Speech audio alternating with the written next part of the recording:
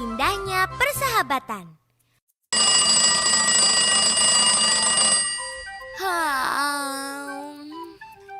Ternyata sudah jam 5. Sudah saatnya mandi pagi.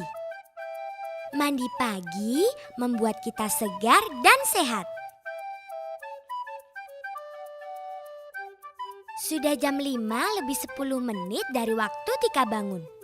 Teman-teman, tahukah kamu berapa selisih waktu dari Tika bangun dan selesai mandi?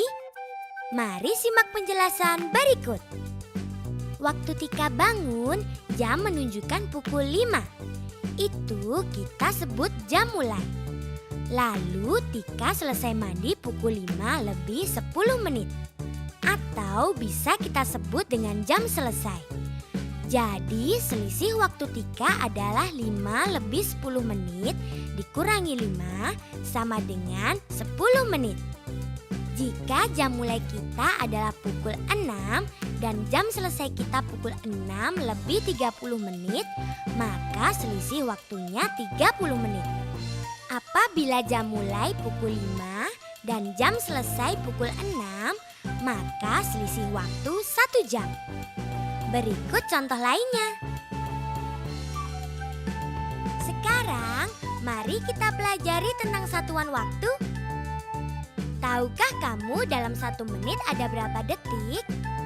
1 jam berapa menit? Coba kamu lihat ilustrasi berikut. 1 abad sama dengan 100 tahun. 1 dasawarsa sama dengan 10 tahun. 1 windu sama dengan 8 tahun. 1 tahun sama dengan 12 bulan. 1 bulan sama dengan 4 minggu. 1 minggu sama dengan 7 hari.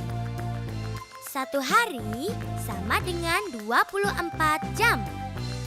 1 jam sama dengan 60 menit. 1 menit sama dengan 60 detik. Wah, ternyata ada Pak Pos yang mengantarkan surat. Surat dari siapa ya? Ternyata dari Monica, sahabat Penatika. Mari kita baca bersama. Ternyata Monica menceritakan bahwa dia melihat penumpang bis yang terjatuh karena tidak mau mengantri. Sekarang, yuk kita pelajari bagian-bagian surat dari Monica. 1. Tempat dan tanggal surat. 2. Alamat surat. 3. Pembuka surat. 4. Inti surat. 5. Penutup surat. 6. Salam penutup. 7. Tanda tangan. Sekarang hari Minggu. Kita akan belajar kelompok dan kita harus mengatur waktunya dengan baik. Edo harus pergi ke gereja untuk sekolah minggu. Made beribadah ke pura, sedangkan aku, Siti, dan Rio harus melaksanakan salat duhur. Kami semua sepakat untuk bertemu di rumah Siti setelah semua selesai menjalankan ibadahnya masing-masing. Aku dan teman-temanku saling menghormati agama masing-masing. Perbedaan membuat persahabatan makin indah, seperti yang dicerminkan Pancasila, sila kedua, yaitu kemanusiaan yang adil dan beradab. Akhirnya, Edo, Made, Rio, dan aku tiba di rumah Siti tepat pukul 13. Tak terasa waktu menunjukkan pukul 16. Setelah selesai belajar kelompok, aku, Edo, Made, dan Rio pamit untuk pulang. Pukul 16 Rio pulang dan pukul 16 lebih 10 menit ia sampai rumah. Edo pulang 10 menit setelah Rio dan ia tiba di rumah pukul 16 lebih 25 menit. Aku pulang 5 menit sebelum Rio pulang dan tiba di rumah pukul 16 lebih 15 menit. Made pulang bersama Rio. Ia tiba di rumah pukul 16 lebih 20 menit. Lihat, ada pohon beringin yang besar di sana. Pohon itu mengingatkanku pada lambang dari sila ketiga dari Pancasila yang berbunyi Persatuan Indonesia. Tahukah kamu makna dari lambang tersebut? Perhatikan penjelasan berikut. Makna dari lambang pohon beringin dari sila ketiga adalah A. Pohon beringin yang besar, kuat, dan teduh dapat menaungi banyak orang. Seperti negara Indonesia yang dapat menaungi seluruh rakyatnya. B. Pohon beringin memiliki banyak sulur dan akar yang menjalar kemana-mana. Sulur dan akar tersebut berasal dari pohon yang sama. Hal ini mencerminkan keragaman suku bangsa di Indonesia. Beragam suku, namun tetap satu bangsa, bangsa Indonesia. Akhirnya, Tika tiba di rumah. Oh iya, tanaman di kebun belum aku sirami. Di kebun, ibu menanam banyak tanaman seperti jahe, kunyit, dan temulawak. Tanaman ini juga bisa berguna sebagai obat-obatan loh teman-teman. Kita juga bisa menyebutnya sebagai apotek hidup.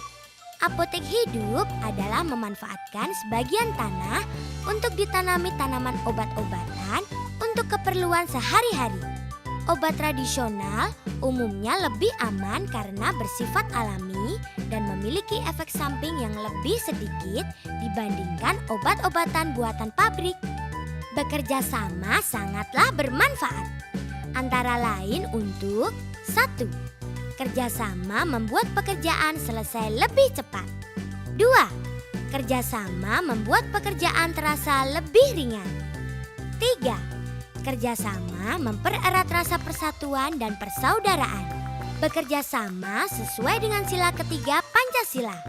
Asal dilakukan untuk hal yang baik.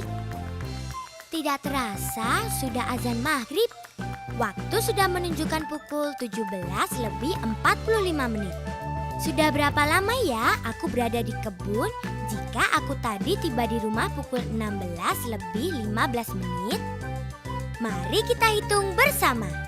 Berapa lama waktu antara pukul 16:15 sampai pukul 17:45? Coba kita ukur dengan menggunakan penggaris waktu. Terlebih dahulu, di antara rentang waktu tersebut, kita tentukan jam genap yang terdekat, yaitu pukul 17.